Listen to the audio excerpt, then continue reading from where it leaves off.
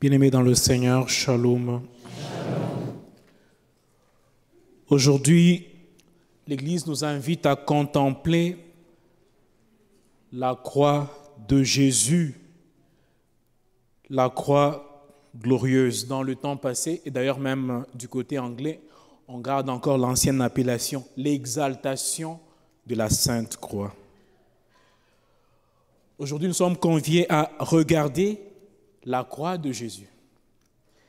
Et comme je le disais hier, si quelqu'un qui a vécu au 1er siècle, à l'époque romaine, où Rome était encore, je pense, la tête du monde, si un certain Jules César ou César Auguste entrait dans cette église et il nous trouvait regardant la croix, il va dire que ces gens ont perdu la tête.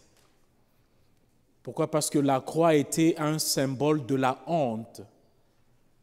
C'était la place où l'on crucifiait les criminels du monde, de la mort la plus atroce.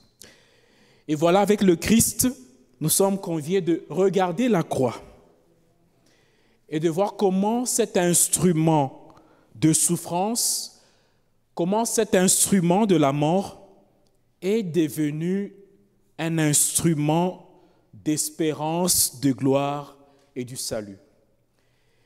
Et dans toutes les lectures d'aujourd'hui, nous voyons ce thème-là qui est comme attaché. Dans la première lecture, on nous parle aujourd'hui de l'épisode du livre de Nombres, que certainement nous connaissons par cœur.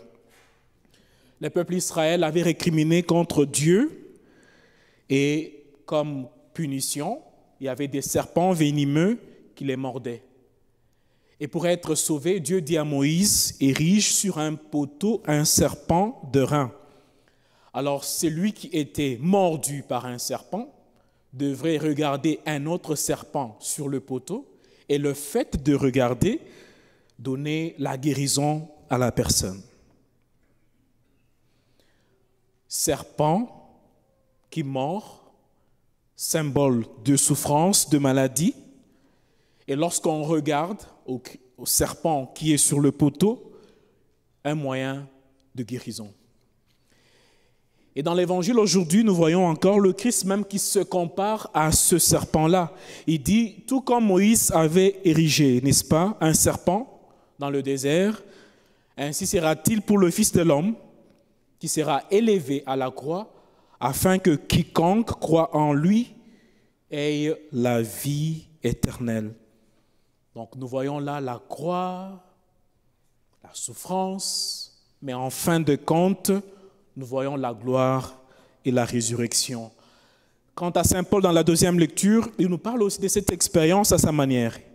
Il dit le Christ Jésus, qui était des conditions divines, il n'a pas gardé, n'est-ce pas, sa dignité de fils de Dieu. Il s'est abaissé jusqu'à mourir et à mourir sur la croix.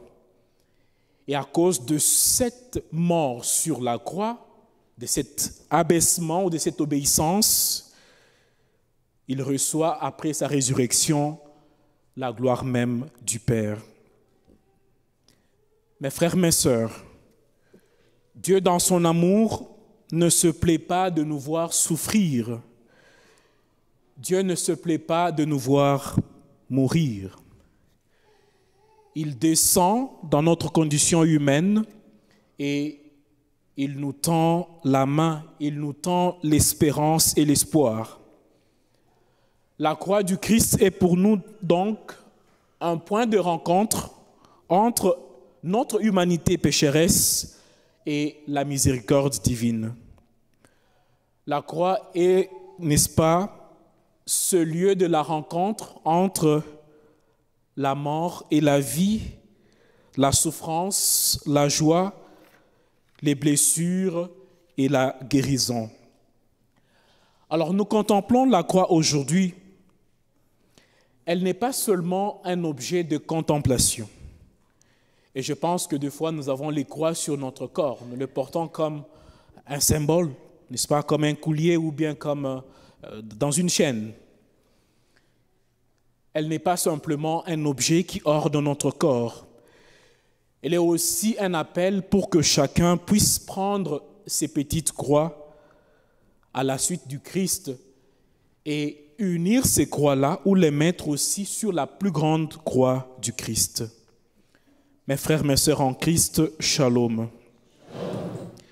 Porter nos croix au quotidien, pas dans la résignation, mais avec espérance que Dieu peut transformer même les plus grandes épreuves en un moyen de salut. C'est là l'évangile de la Sainte Croix, que la souffrance n'est jamais finie, que l'abaissement, l'humiliation, les blessures, les croix que nous portons, si nous les unissons à celles du Christ, elles peuvent devenir le chemin vers la gloire et vers la résurrection. Mais il y a une condition. La condition, c'est que comme au désert, pour être guéri, il faut regarder la croix. Pour être sauvé, il faut croire au Christ élevé sur la croix. C'est en faisant cela que réellement nous pouvons trouver le salut tant espéré. Alors en ce jour, nous sommes appelés non seulement à contempler la beauté de la croix. Et d'ailleurs, quand j'étais à la porte, les gens me disaient « Tu es habillé en rouge, c'est beau de te voir en rouge. »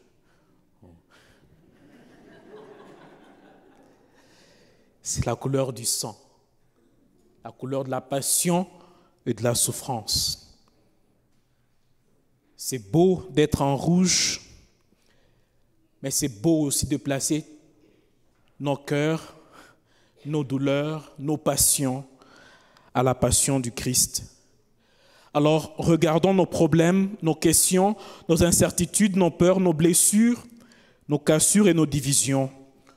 Tout cela fait partie de la condition humaine de la vie sur terre. Mais la croix du Christ nous dit que chaque douleur posée sur ma croix, sur ma douleur, peut vous amener à la résurrection et à une vie nouvelle. Que ce mystère de la croix du Christ nous donne la force et la grâce de porter nos croix avec espérance, en sachant que nous ne sommes jamais seuls. Dieu est avec nous dans nos souffrances comme dans les moments de notre joie. Et un jour avec lui, nous pouvons aussi vivre notre propre résurrection. Victoire, tu régneras.